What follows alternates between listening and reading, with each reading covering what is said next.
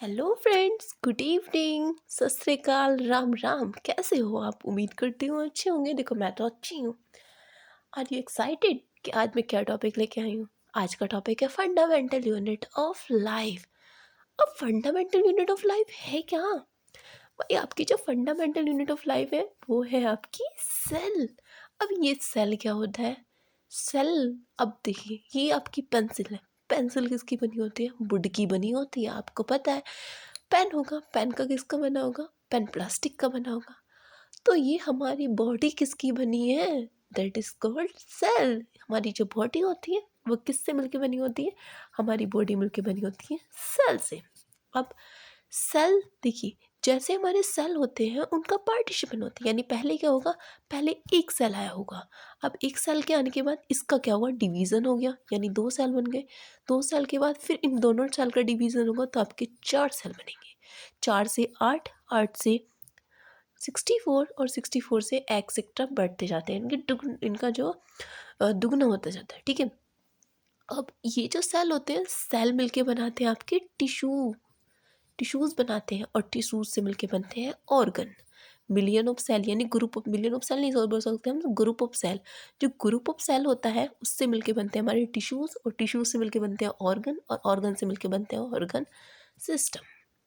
ठीक है। तो अब मैंने आपको बताया क्या सेल क्या है। सेल हमारी एक बेसिक यूनिट है हमारी लाइफ की, जो हमारी जो बॉडी है वो किससे मिलके बनी होती है? सेल से। इसलिए हम बोल सकते हैं smallest structure of our life is called cell.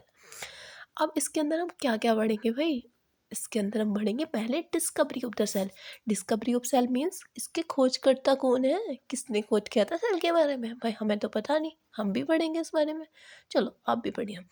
फिर सेकंड आता है यूनिसेलुलर एंड मल्टी सेलुलर। भाई ये यूनिसेलुलर कौन से होते हैं और मल्टी सेलुलर कौन से होते हैं? यूनिसेलुलर मतलब जो सिंगल सेल से बने ऑर्गेनिज्म होते हैं। जैसे बैक्टीरिया, जो आपका बैक्टीरिया है ना, वो आपका सिंगल सेल ऑर्गेनिज्म होता है। लेकिन हमारी बॉडी किससे मिलकर बनी होती है? हमारी बॉडी तो मिलियंस ऑफ सेल से मिलकर बनी होती है। That is called multi cellular, यानी जो मिलियन ऑफ सेल से मिलकर बने होते हैं वो मल्टी सेलुलर होते हैं। नेक्स्ट आता है इसमें types of the cell. Cell के कौन कौन से टाइप्स होते हैं वो भी हम इसमें पढ़ेंगे। नेक्स्ट आता है प्रोकैरियोटिक सेल और यूकैरियोटिक सेल। भाई ये प्रीकैरियोटिक सेल और यूकैरियोटिक सेल का क्या मामला है? प्री मतलब पुराने सेल, और यूकैरियोटिक मतलब नए वाले सेल। यानी अब आप बोलोगे भाई दीदी इसमें भी सेल में पुराने नए आ गए क्या? जी हाँ। ये जो प्रोकैरियोटिक सेल होते हैं ये पुराने ज़माने के सेल होते हैं, और यूकैरियोटिक सेल जो होते हैं ये नए वाले सेल होते हैं। अब इसको भी हम बहुत इंटरेस्टिंग टाइप से डिस्कस करेंगे। पहले हम इसको टॉपिक बाय टॉपिक देख लेते हैं। फिर आता है आपका प्लाज्मा मेम्ब्रेन। मेम्ब्रेन, भाई मेम्ब्रेन क्या है?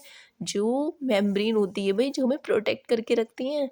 ये जो आउटर कवरिंग एरिया होता है ना, इसको ही मेम्ब्रेन बोलते हैं। प्लाज्मा मेम्ब्रेन मतलब सेल मेम्ब्रेन बोल सकते हैं इसको हम। सेल मेम्ब्रेन, प्लाज्मा मेम्ब्रेन दोनों एक ही होती हैं, कंफ्यूज मत होना। फिर आता है आपका न्यूक्लियस। न्यूक्लियस क्या होता है? मैंने आपको पुरानी वीडियो में दिखाया है, पूरा सेल स्ट्रक्चर समझाया है कि सेल के बीच में क्या होता है? न्यूक्लियस होता है। न्यूक्लियस क्या होता है? न्यूक्लियस किससे मिलकर बना होता है भाई? न्यूक्लियस को भी हम अच्छे से एक्सप्लेन करेंगे, ठीक है। उसके बाद आता है हमारा सेल वॉल। सेल वॉल, अब इसकी क्या खासियत है? सेल वॉल हर किसी के पास नहीं होता है। सेल वॉल केवल प्लांट्स के पास होता है।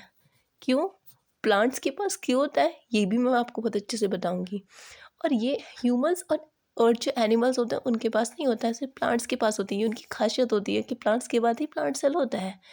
नेक्स्ट हमारे पास आता है साइटोप्लाज्मा। साइटोप्लाज्मा क्या होता है? ये एक जेली टाइप का फूड होता है जो हमारी सेल के अंदर बहता रहता है। फ्लूइड होता है, मतलब फ्लो होता रहता है। ये जेली टाइप का फ्लूइड होता है। ये 70% ऑफ वाटर से मिलके बना होता है। और इसके अंदर हम बहुत सारा इंटरेस्टिंग टॉपिक बाय टॉपिक पढ़ेंगे, और ये इतना इंटरेस्टिंग टॉपिक है आपका। So are you excited this topic?